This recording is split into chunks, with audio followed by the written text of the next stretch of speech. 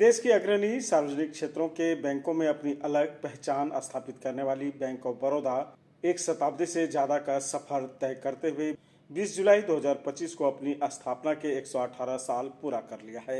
इस अवसर पर बैंक ऑफ बड़ौदा ने अपनी सेवा, नवाचार, विकास और अटूट विश्वास की यात्रा का जश्न पूरे देश में मना रही है। और इसी कड़ी में पूर्णिया में भी धूमधाम से स्थापना दिवस मनाया गया और अपने सामाजिक दायित्वों का भी बखूबी निर्वहन किया।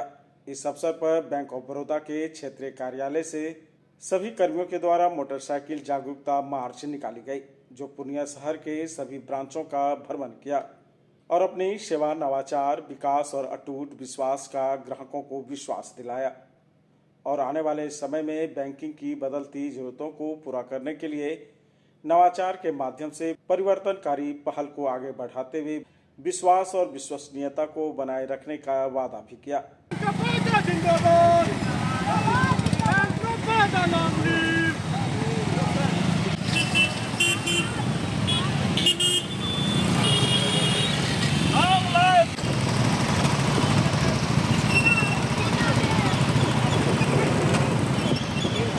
बड़ौदा जिंदाबाद, बैंक ऑफ बड़ौदा जिंदाबाद।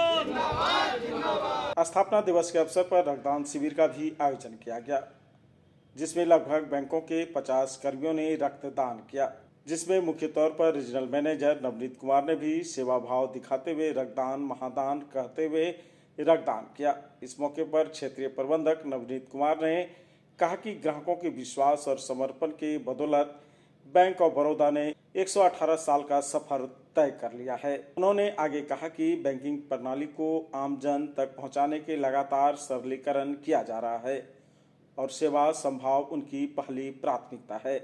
भारत के सार्वजनिक क्षेत्रों में प्रमुख बैंकों में से एक बैंक ऑफ बड़ौदा आज अपना 118वां स्थापना दिवस मना रहा है। और जैसा कि आपको ज्ञात हो कि व्यवसाय के दृष्टिकोण से बैंक ऑफ बड़ौदा सार्वजनिक क्षेत्रों में दूसरे पायदान पर आता है। इसी चीज़ की निरंतरता को बरकरार रखने के लिए हम इस वर्ष एक नई विचारधारा के साथ, जिसका कि नाम है भरोसे का आधार नया विचार, इसके साथ हम लोगों के सामने आए। जैसा कि आपको मालूम है कि सभी बैंक सभी तरह की सेवाएं और उत्पाद तो दे ही रहे हैं, लेकिन इस विचारधारा का अर्थ है कि हम नए विचार, प्रौद्योगिकी तथा प्रक्रियाओं में को सुदृढ़ बनाना। इस विचारधारा के तहत कुछ विभिन्न मापदंड हैं हमारे, जैसे कि पारदर्शिता, साइबर सुरक्षा, कुछ हमारे नए उत्पादों में सुधार, डिजिटलीकरण, स्वचालित प्रणाली, इन सब चीज़ों पे हम लोग काम करेंगे इस पूरे वर्ष में। सर, आप देखेंगे तो हमारे जो बैंक की स्थापना हमारे संस्थापक महाराज सयाजी राय गायकवाड़ ने 1908 में बड़ौदा के मांडवी गाँव में की थी। और आज जो हमारा सफ़र है 118 वर्ष में, हमारा 8000 से अधिक शाखाएँ हैं हमारी, और सिर्फ भारत में ही नहीं, हम लोग 17 अन्य देशों में भी हमारी शाखा है। इसलिए आज बैंक ऑफ बड़ौदा को भारत का अंतर्राष्ट्रीय बैंक है। तो जहाँ पर हम अपने पुरानी उपलब्धियों के लिए गौरवान्वित महसूस कर रहे हैं, वहीं ये भी ज़रूरी है आज बैंकिंग के क्षेत्र में कि हम नए लक्ष्यों की प्राप्ति के लिए बैंकिंग में नए आयाम प्रस्तुत करें। और इसी के साथ इस विचारधारा का सृजन किया गया है कि डिजिटलीकरण के माध्यम से, जहाँ पर कि एंड टू एंड सॉल्यूशन हम दे रहे हैं, जहाँ पर कि आप अपने कंप्यूटर में बैठ के आपने अपना ऋण अप्लाई किया और वो ऋण आपके खाते में सीधे डिसबर्स हो गया। तो हम लोग पिछले 4-5 सालों में हम लोग एक पर्सनल लोन की स्कीम लाए थे। फिर उसके बाद हम लोग ने डिजिटल ऑटो लोन की स्कीम लाया, डिजिटल KCC का स्कीम लाया कृषि ऋण लेने के लिए। हाँ, डिजिटल ऑटो ऋण के अलावा हमारे पास डिजिटल MSME का भी लोन है।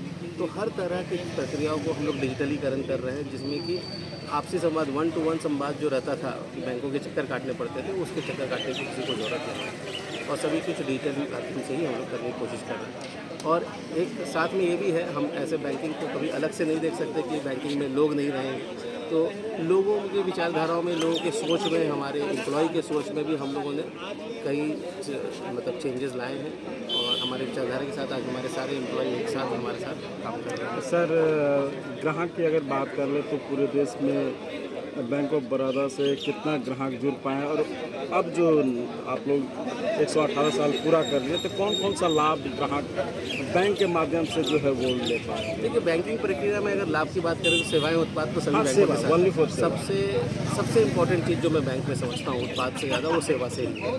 ठीक है, जब तक आप सेवा नहीं देंगे, इसलिए मैंने बताया डिजिटलीकरण एक हमारा माध्यम था, पारदर्शिता हमारी दूसरा माध्यम है जिस पर हम काम करेंगे, क्योंकि ट्रांसपेरेंसी अगर चीज़ों में रहेगी तो जो आपने बात कही पहले कि लोगों को पैसे देने पड़ते थे वो सब चीज़ें खत्म हो जाएंगी। इसके बाद आज आप देख रहे हैं कि साइबर सुरक्षा भी बहुत ज़रूरी है। लोग विभिन्न तरह के अपराधियों जनों के साथ शिकार हो रहे हैं, चाहे उनके बैंकों से पैसे निकल जा रहे हैं कहीं OTP के माध्यम से, तो उन सब चीज़ पर भी हम लोग प्रक्रिया में सुधार ला रहे हैं और सॉर्टेड बना रहे हैं। तो जहाँ पर सेवा उत्पाद की बात है वो एक तरफ है, लेकिन ग्राहक सुरक्षा और ग्राहक संतुष्टि ये हमारा परम है। आज क्या क्या कर रहे हैं? आज हम लोग एक ब्लड डोनेशन काम करेंगे तथा आस्था मंदिर में हमारे पास कुछ हम लोग वहाँ पर वाटर फिल्टर का काम कर रहे हैं। पूरन देवी मंदिर पे भी हम लोग काम कर रहे हैं। साथ में हमारे विभिन्न जो क्षेत्र हैं, कुछ पुलिस जगह पर हम लोग ट्रॉली बैरिकेड्स भी वहाँ पर बांट रहे हैं। कहीं पर हमारी पुलिस लाइन में जहाँ पर लोगों को कुछ ज़रूरत है वहाँ पर पुलिस माने सामाजिक दायित्व ही काम हो रहा है। स्कूल में, कॉलेजों में, अस्पताल में, विद्यालय में, अनाथालय में हमारे सारे लोग पहुँचेंगे। हमारा परम कर्तव्य है। आज समाज है तब बैंक है। अगर समाज ही नहीं रहेगा, अगर हम सामाजिक दायित्व कोई नहीं निभाएंगे तो बैंक की कहाँ पर हम अनुमति कर पाएंगे? तो बैंकिंग की अनुमति तभी होगी जब सामाजिक दायित्व हम निभाएंगे। इस मौके पर रक्तदान कर रहे कर्मियों ने कहा कि रक्तदान महादान है और सभी को इसमें भाग लेनी चाहिए।